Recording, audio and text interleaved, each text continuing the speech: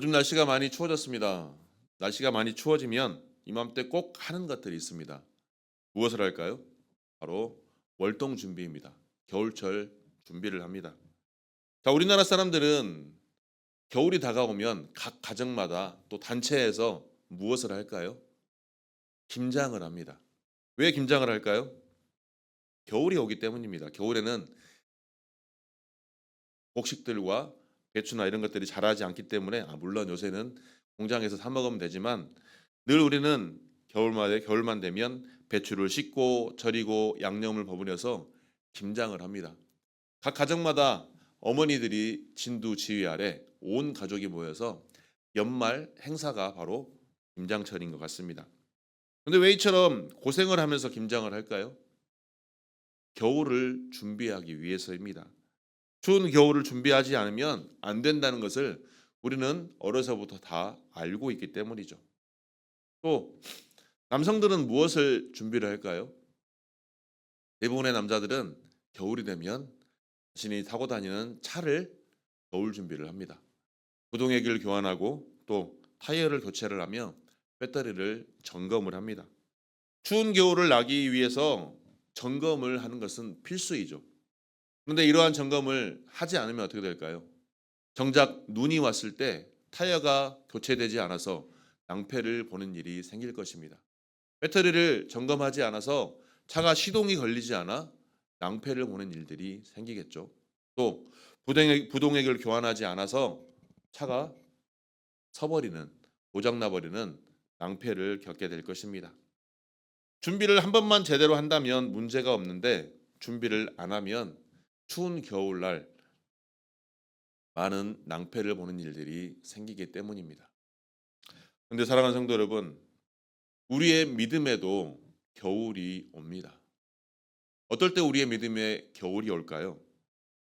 예상치 못한 질병이 찾아왔을 때, 또 재정적인 어려움이 생겼을 때, 자녀 문제로 마음이 얼어붙어 있을 때, 인간 관계가 끊어지고 마음이 추울 때, 그리고 영적 침체가 찾아올 때, 이때 우리는 영적인 겨울을 맞이하게 됩니다.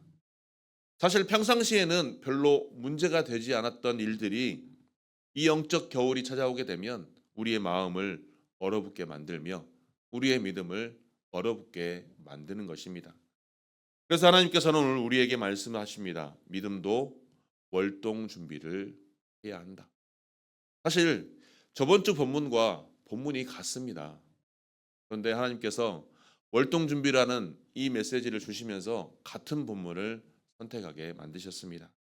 오늘 이 데살로니가전서 말씀을 통해서 우리가 영적인 겨울을 견딜 수 있는 믿음의 월동 준비를 어떻게 해야 할지를 함께 나누며 은혜의 시간이 되기를 소망합니다. 첫 번째로 기쁨을 잃지 않는 믿음이 바로 월동 준비입니다. 본문 16절에서 항상 말씀하고 16절에서 말씀하고 있습니다. 항상 기뻐하라.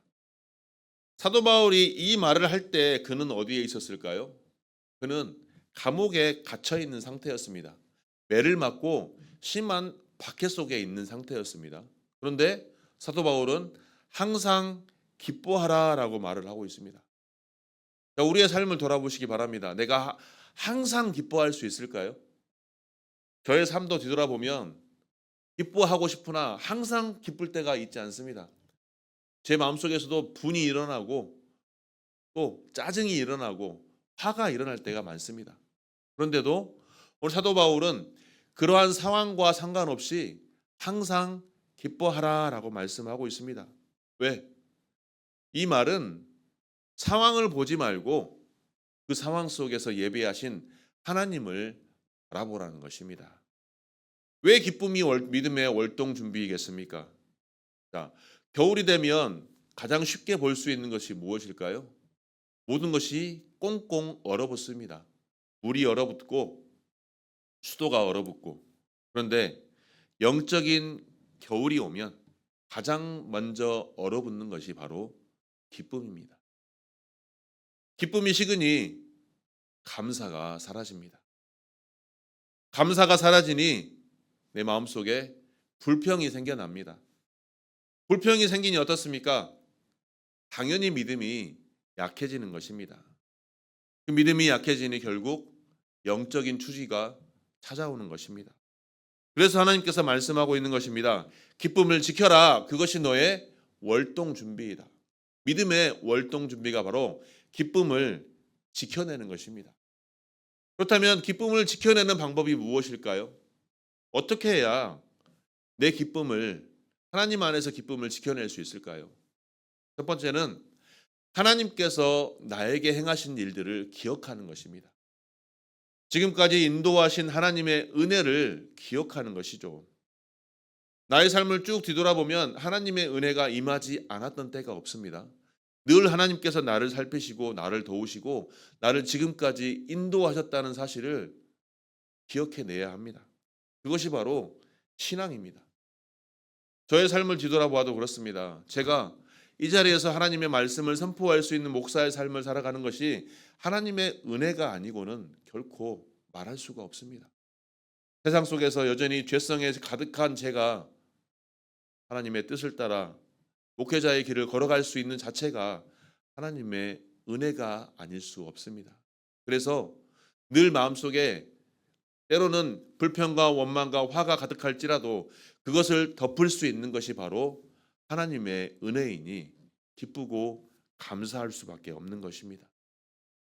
그리고 기쁨을 잃지 않는 두 번째는 말씀을 가까이 하는 것입니다.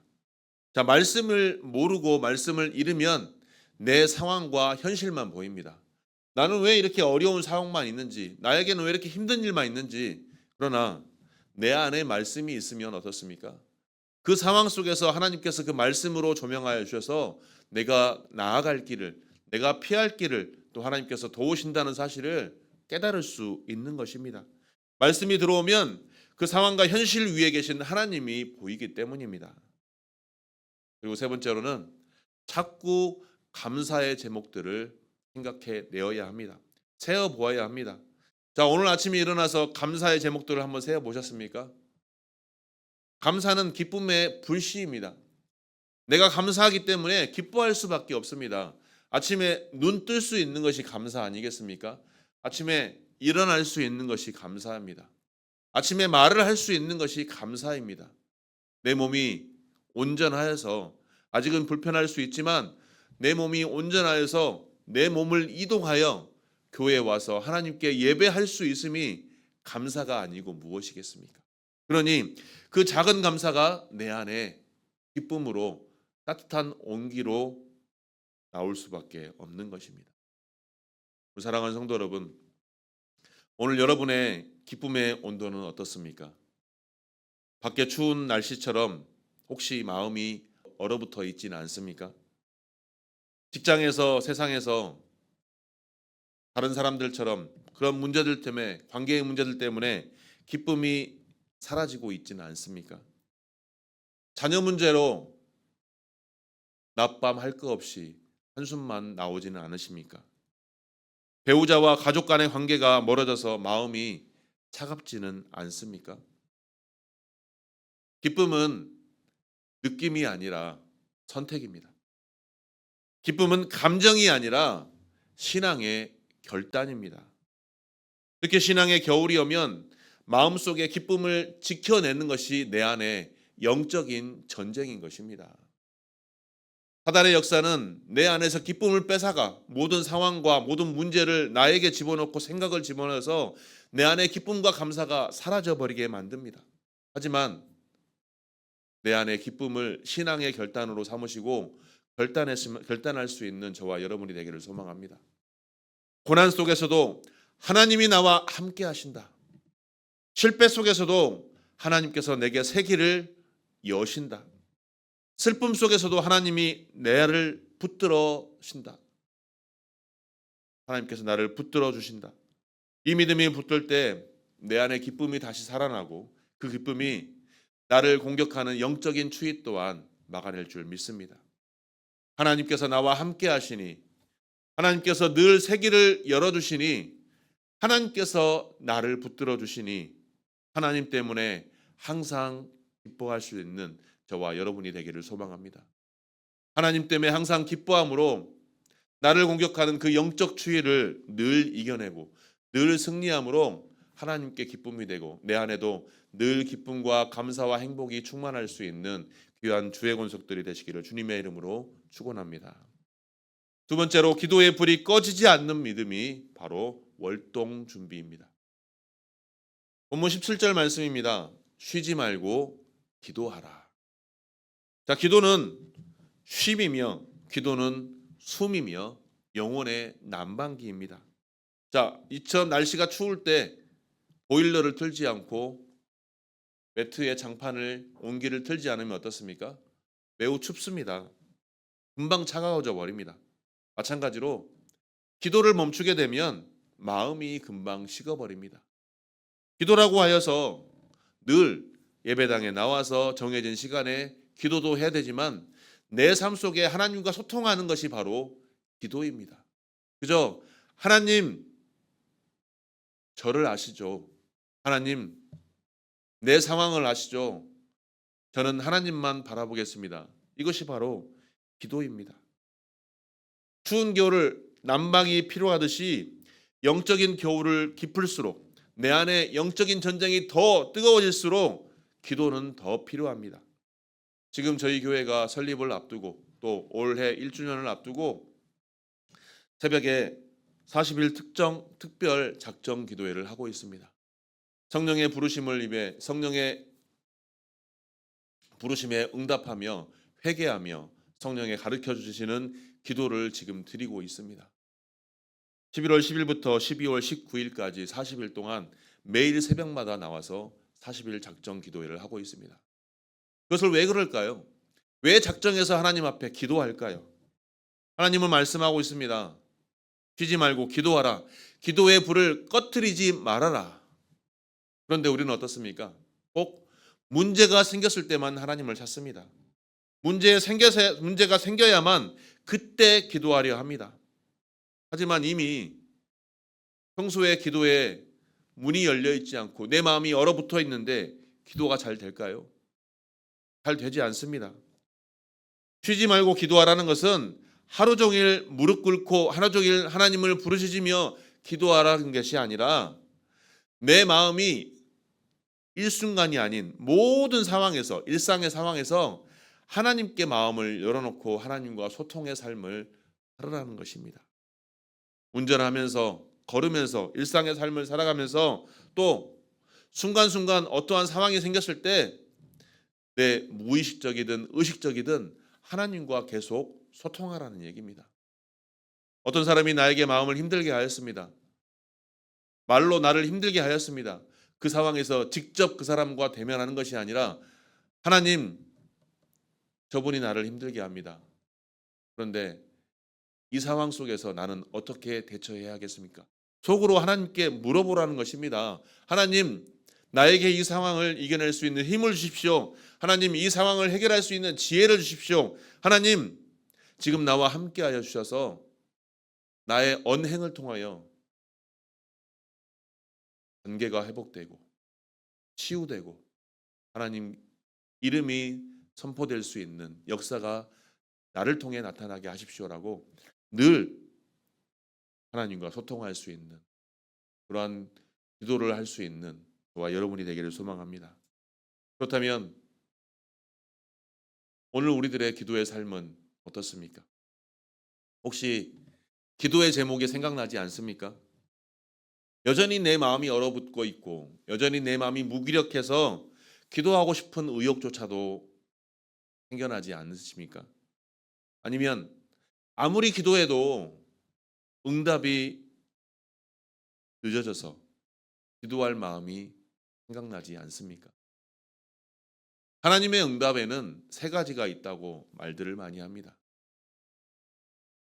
하나님께 기도했을 때 하나님께서 yes 아니면 no 아니면 무응답 아무런 답이 없을 때 그러나 그 답이 없는 것도 하나님께서 답을 하고 계시는 것입니다.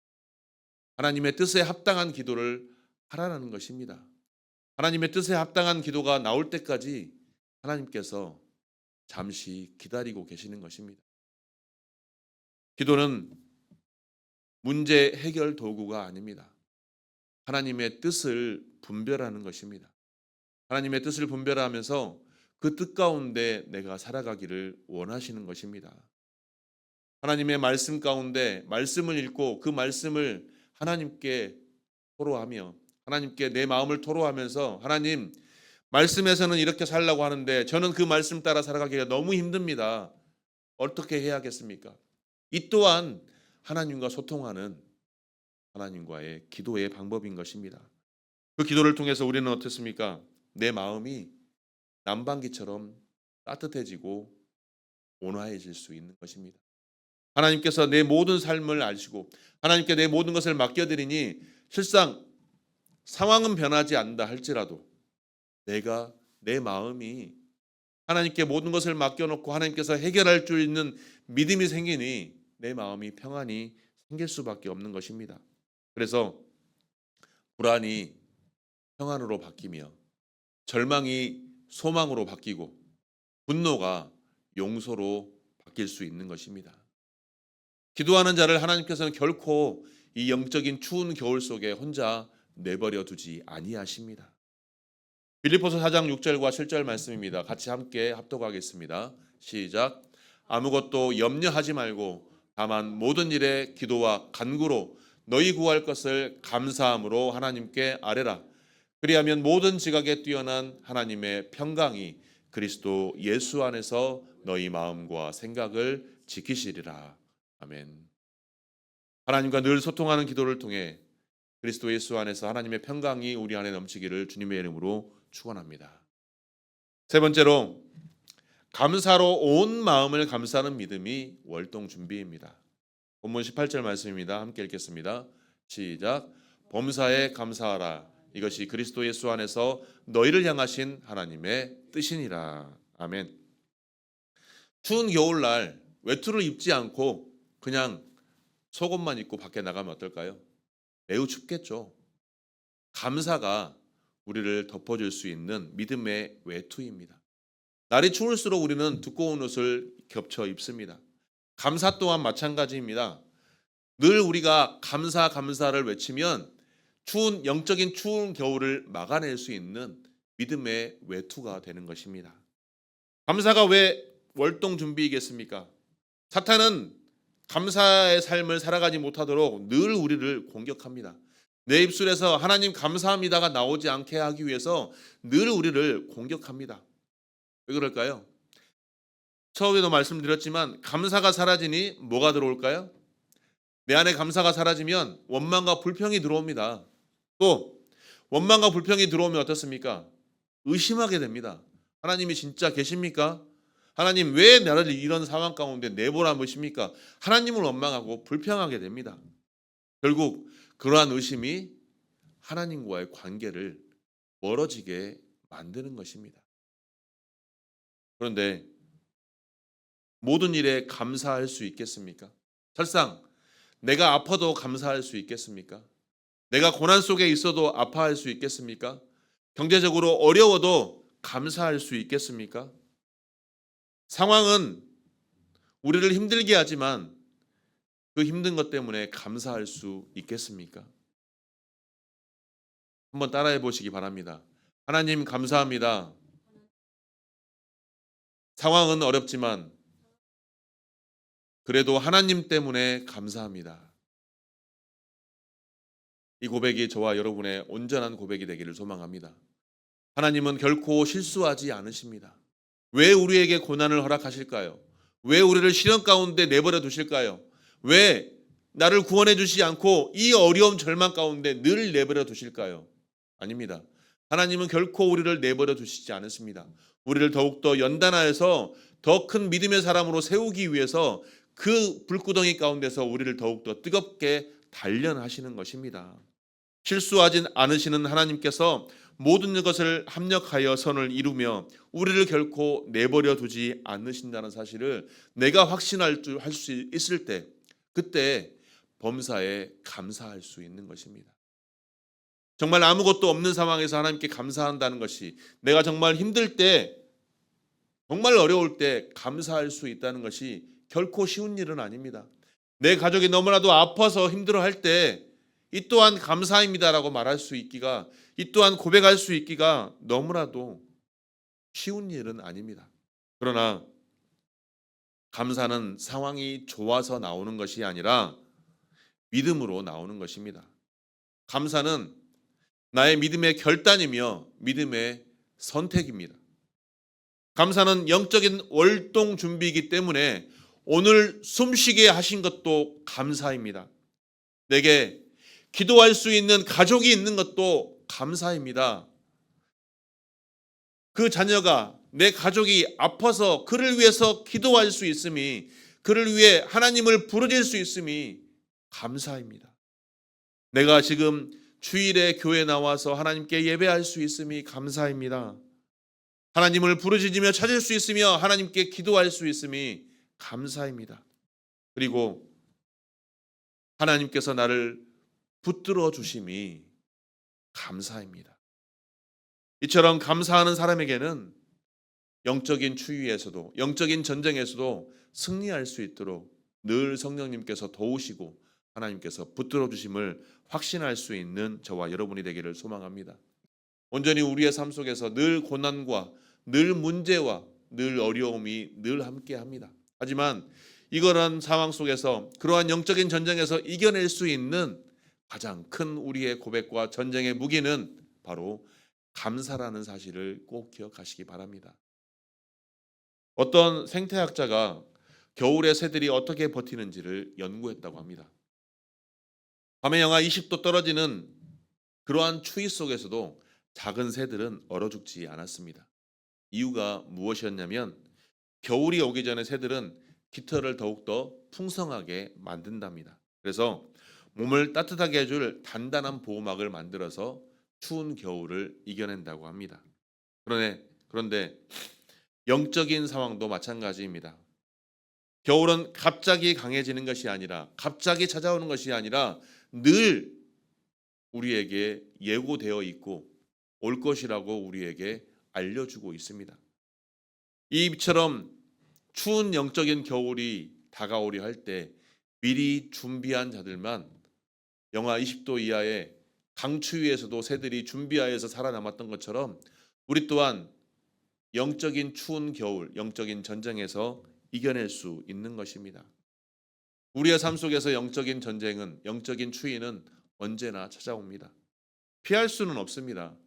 하지만 준비할 수 있습니다. 오늘 말씀처럼 내 안의 기쁨을 지켜내시기 바랍니다. 하나님께서 나에게 지금까지 베풀어 주신 은혜를 기억하며 기쁨을 유지하시기 바랍니다. 항상 기뻐하기 힘들지라도 기뻐하려고 애쓰고 하나님께서 주신 은혜를 기억하며 하나님 감사합니다 하며 기쁨을 유지하셔서 내 믿음이 얼어붙지 않을 수 있도록 늘 하나님과 소통할 수 있는 하나님의 기쁨이 우리 안에 넘칠 수 있기를 주님의 이름으로 축원합니다. 또한 그 하나님과 기도의 불이 꺼지지 않도록 늘 하나님과 소통의 자리로 나아가시기 바랍니다. 어떠한 순간에도 하나님을 부르짖으며 하나님을 찾으며 일하면서도, 삶을 살아가면서, 일상의 삶을 살아가면서도 하나님, 내가 이 상황 속에서, 이 순간 속에서, 이 상황에서 어떻게 할까요? 하나님과 늘 소통의 자리를 만들면서 나의 기도의 숨의 자리가 끊어지지 않는 저와 여러분이 되기를 소망합니다. 그리고 그러한 삶 속에서 감사로 외투를 입으시기 바랍니다. 영적인 추위를 막아낼 수 있는 그 감사의 외투가 견고해져서 어떠한 상황에서도, 어떠한 영적인 전쟁에서도 이겨낼 수 있는, 영적인 추위에서도 따뜻한 온기를 품을 수 있는 저와 여러분이 되기를 소망합니다. 그래서 이러한 준비를 잘 갖추어서 늘 주님과 함께하며 늘 주님께 가까이 나아가며 어떠한 영적인 추운 겨울에도 믿음으로 넉넉하게 이기시는 귀한 주의 권속들이 되시기를 주님의 이름으로 축원합니다.